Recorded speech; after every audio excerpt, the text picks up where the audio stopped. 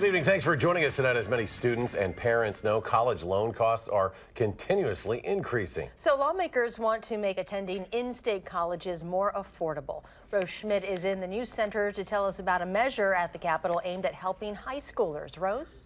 Charlotte and Eric, high school students would have an easier time transferring their credits to colleges in the UW system under a bill at the state capitol. UW's Director of State Relations says determining who's going to pay for that credit, whether it's parents, school districts, or the UW system, that's the biggest challenge that the UW system currently faces. Jenna Seiler is a freshman studying political science and psychology at UW-Madison. She, like the majority of freshmen there, came in with credit from high school.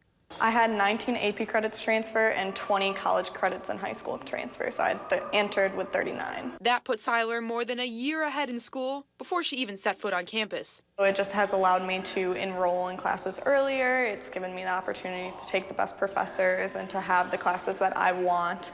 It's really given me a lot of flexibility in my scheduling and just made everything a lot easier. Lawmakers are hoping to ease the financial burden on college students at UW schools. They heard from members of the public on Tuesday about a bill that would require the UW Board of Regents to make policies for high school students to transfer credits to UW schools. We want a uniform system throughout the university system so that kids can be sure when they take these classes that they're going to get the credit they deserve. But some local school districts worry that the legislation could shift the financial burden of paying for that credit onto high schools. This proposal is actually basically taking the cost away from families and putting it on school districts. The problem, though, like I said previously, is that what I'm sure some school districts, and this will be the discussion we'll have to have, are going to have, is can we afford to keep offering this? He said the schools would never want to be in a position where they'd have to take away college-level courses because they couldn't afford them. The bill would also allow high school students who are enrolled in a class that is an AP or dual credit to take an exam to earn the appropriate credit in college. They would have classes that really taught AP level coursework, but they weren't accredited as AP classes, so oftentimes those kids, even though they knew the material, they wouldn't get credit, and then they would come to UW and pay a lot of money to learn the same material over again. And for many Wisconsin families, those costs add up.